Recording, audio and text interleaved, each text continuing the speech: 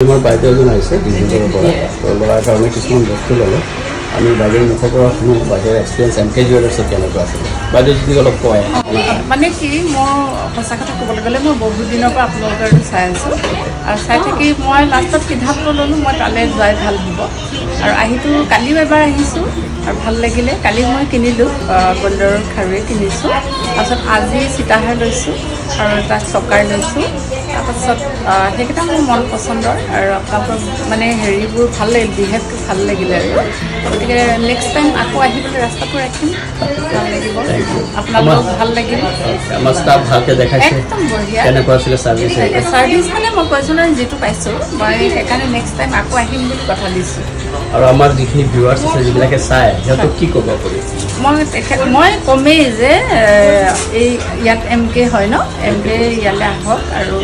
মানে কিনক আৰু মন পচন্দৰ বস্তু ল'ব পাৰিব তেখেতসকলে ধুনীয়াকৈ দেখুৱাই দিয়ে আৰু মানে বস্তুটো কি হয় গিফ্টটো দিয়ে অলপ চলপ কিবা কিবি আৰু যিটো ধৰণে বিচাৰে সেইটো ধৰণে পাব মানে উভতি যাবলগীয়া নহয়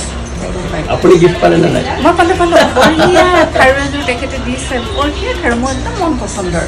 বঢ়িয়া থেংক ইউ মেম ইমান দূৰৰ পৰা অহাৰ কাৰণে দাদা আপোনাকো ধন্যবাদ জনালোঁ